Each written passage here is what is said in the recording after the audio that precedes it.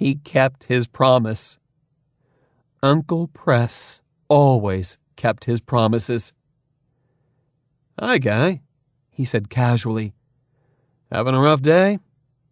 He looked exactly as he did the day we left home so long ago. His hair was still longish and a little messy. He still needed a shave. He still wore a brown work shirt and jeans. It really was his long tan coat I saw flapping around as he walked. He stood over me, looking down with the smile I had missed for so long. There were a million things I wanted to say. Only one came out. "I'm sorry," I whispered. "Stand up, Bobby." I slowly got to my feet and faced my uncle. "Hey," he said with a crooked smile. "When did you get taller than me?" I jumped forward and hugged the guy. I couldn't help myself. There was something else I couldn't help doing. I cried. Yeah, I cried. I felt as if I were 6 again. I think what put me over the edge was touching him. He was real. He wasn't a shadow or an illusion created by my wishful imagination. It really was Uncle Press. We stood that way for I don't know how long. He let me cry.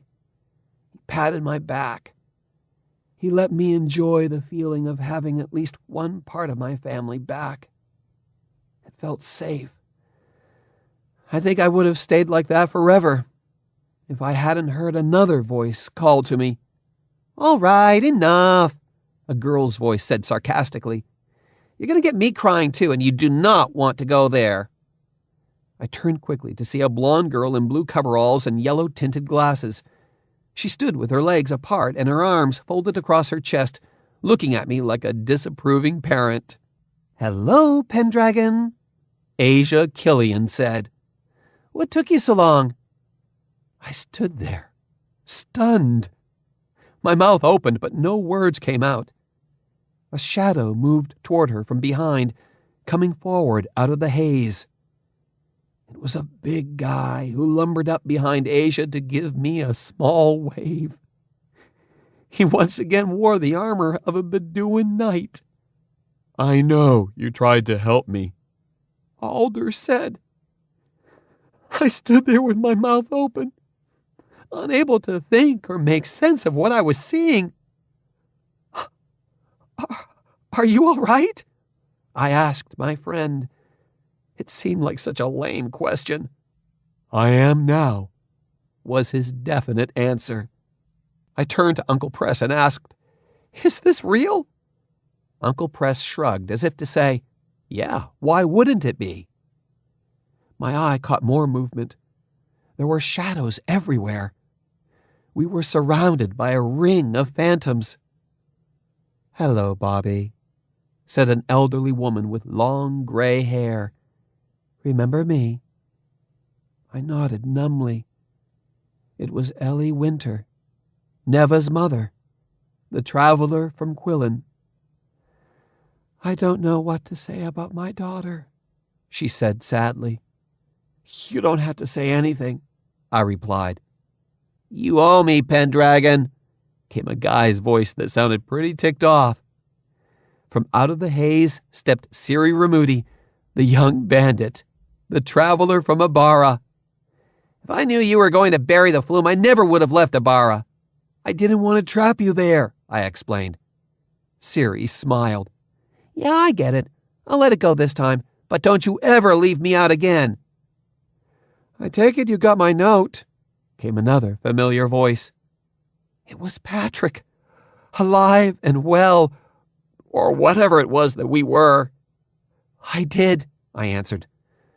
"I wish I could have done more with the information." "You did just fine," Patrick assured me. "Nobody could have done better." I heard an animal snarl. Under normal circumstances, I probably would have jumped. I didn't. A beast on 4 legs stalked out of the haze, stood up, and walked the rest of the way on 2 legs. Kasha, the cat from Elong, joined the circle. "You made me a promise, Pendragon," the Klee growled. I did. You said that one day you would bring my ashes back to Elong. I haven't forgotten. I nodded. Hello, Shorty, came a warm voice that made me smile and almost start crying again. Stepping out of the haze, wearing the same dark suit he always wore on First Earth, was Gunny Van Dyke. Whoa now, he exclaimed as he looked me over.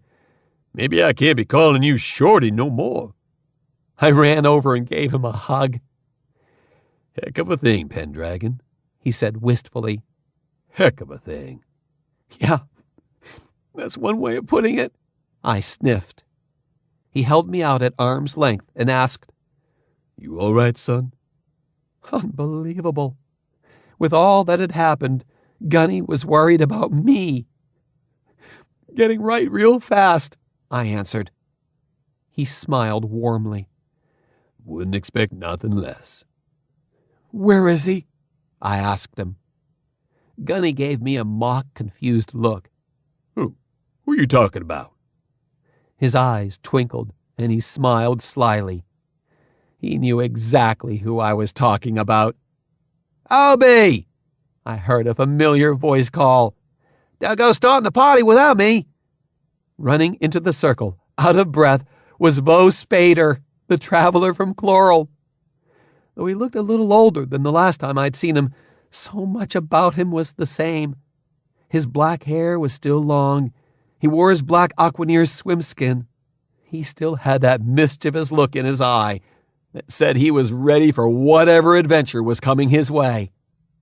Haven't missed anything, have I? He asked me. Heck if I know, I answered. I have no idea what's going on. Ah, Spader scoffed. You'll get a handle, no worries. He grabbed both of my arms and leaned into me. In a quiet, sincere voice, he said, I meant what I said, mate. I'm there for you. I'm ready.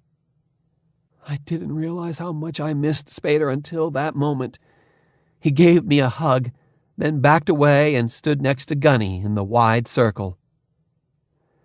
I was standing in the center of a ring of travelers. It's hard to describe my emotions. It was all too much to comprehend.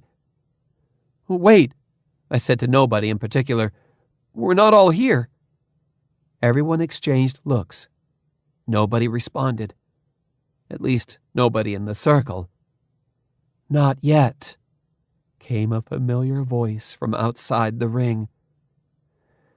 A tall, dark form strode confidently into view.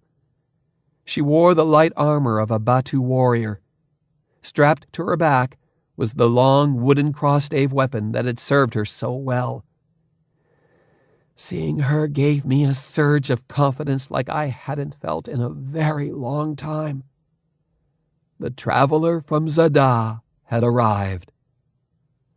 Lore walked right up to me and stood looking into my eyes.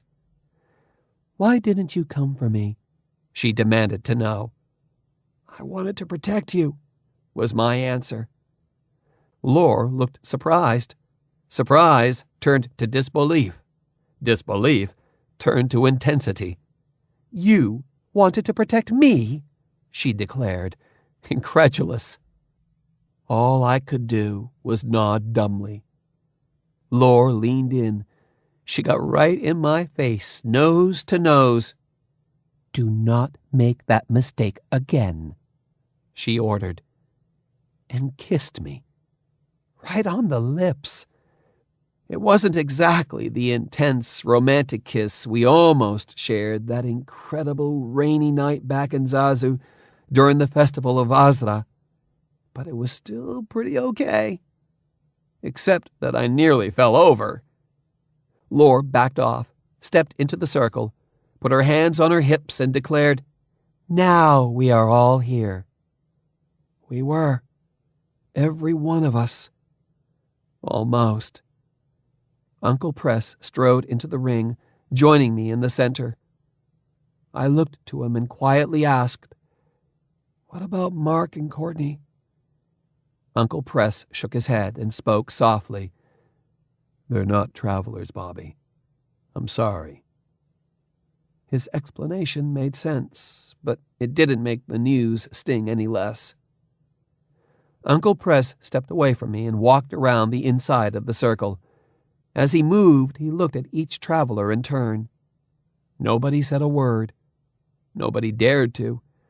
The only sound was the far-off howl of wind and the crunch of Uncle Press's boots on the gritty dirt. "We've lost," he declared. "The fate of Hala was hands, all of our hands. Yet this is where we find ourselves, beaten, alone, outcast." As painful as this was to hear, nobody turned away from him. Each in turn held his eyes when he approached them. "None of you asked for this responsibility. None of you know why you were chosen, why you are travelers. There was a reason for that. It's time you knew." Uncle Press continued his walk around the inside of the circle of travelers. He made sure to look everyone dead in the eye. Nobody flinched. When he had covered the full loop, he stopped at me. "Bobby," he said, "I told you a long time ago this would not end until St. Dane thinks he's won. Do you remember?" "Remember? I've thought about it every day." Uncle Press nodded thoughtfully. "Would you say he thinks he's won?" "Yeah, pretty much," was my answer. Uncle Press continued to walk. I saw his jaw muscles working. He was clenching his teeth. He was not happy. "I'll tell you all something right here, right now. This is not the way things were meant to be." He was angry. In all the time I'd known him, I'd never seen him show that kind of emotion. He wasn't out of control or anything. He was just incredibly intense. "Pendragon!" he barked. He never called me Pendragon. It made me jump. "You've made mistakes. We've all made mistakes. My question to you is, are you able to see past them, or will it end here?" I didn't answer right away. That was too huge a question to give a quick, flip answer to. It was probably the most important question I had ever been asked in my life. I had to be sure that whatever I said, I meant it, that I believed it. A few short minutes before, I was lying alone in the dust, feeling defeated and alone. Now I stood in the center of a group of people that meant everything in Hala to me. In turn, I looked into the eyes of each one. I needed to draw strength from them. I needed to know I wasn't in this alone. I looked to Ellie Winter, the kindly historian from Quillen, who had lost her husband and then lost her daughter to the temptations of greed and the lure of power. To Siri Ramudi, the young outlaw, who was driven to uncover the truth about Ibarra and live up to the high expectations of his father. To Patrick Mack, the teacher from Third Earth, who struggled through his own insecurity and ultimately gave his life in a failed effort to put Earth back on course. To Kasha, the hunter Klee, who rebelled against her tribe to fight for equality among the races of Elong. To Vo Spader, the carefree Aquaneer from Chloral, who set out to avenge the death of his father and had a hand in stopping St. Dane on 3 territories. To Gunny Van Dyke, the soft-spoken hotel worker whose calm wisdom helped the Klee of Elong to thrive and who made an impossible, brave choice by letting a tragic moment in history play out the way it was supposed to in order to save First Earth. To Asia Killian, the brilliant scientist who tried in vain to save Velox but didn't live long enough to know that the plan she put in motion eventually succeeded hundreds of years in the future. To Lore, the fearless girl from Zada, whose abilities as a warrior were second to her fierce belief in using her skills to fight for what was right and just. And finally to Alder, the selfless knight from Denderon, who always put the safety and well-being of others ahead of his own. His loyalty and sincere goodness were perhaps the greatest of any of us. Then there was me, Bobby Pendragon, the traveler from Second Earth, the traveler. As much as I didn't want to admit it, the role that the other travelers played in this battle was secondary to mine. Not that they didn't sacrifice and fight as hard or harder than I ever did, but when it came down to it, I was the one on the line. St. Dane told me more than once that the battle for Hala was really the battle between the two of us. It was probably the only truthful thing he ever said. He said it was all about him and me. I lost. As I stood there, looking into the eyes of the travelers, something happened. For each one of those brief moments, I reconnected with a true friend. Though no words were exchanged, they were each telling me the same thing. They were with me. I truly believed that if I had asked any one of them to follow me through the gates of hell, I'd have to hold them back from going in first. "Pendragon," Asia called out. I turned to her. "A long time ago I asked you to give me another crack at St. Dane. You said you'd see what you could do. Remember?" "I do." "I'm calling in that promise, Pendragon. Right now. See what you can do." The other travelers looked to me, waiting for our response. Uncle Press called out, "What do you say, Bobby?" I took one last look around at my friends, the travelers. Each one of them gave me the same silent response. They nodded with confidence. I walked to my uncle and declared, "I say, we are so not done yet." Uncle Press smiled. It wasn't dramatic, it wasn't huge, but it was real. Just as quickly, he let it drop and turned to the others. "All right, then," he announced. "Now it's our turn." He strode out of the circle, walked off, and disappeared into the haze. Where he was going, I didn't know. The travelers watched him leave, then turned to me as one. They had heard my answer to Uncle Press. They wanted their own. "He's right," I declared. "I've made mistakes, more than my share. Hopefully I've learned from them, but I can't guarantee anything. There's only one thing I can promise. I'm taking this to the end. St. Dane thinks we're already there. I don't. Where it will be, when it will be, I don't know. But I'm going to be there. Whether he likes it or not, St. Dane will be there too. He says things have played out the way he planned. Maybe they have. I say we start making plans of our own." The circle closed.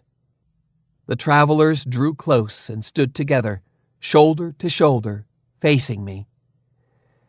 I couldn't have been more proud. I stood up straight and said, "And so we go."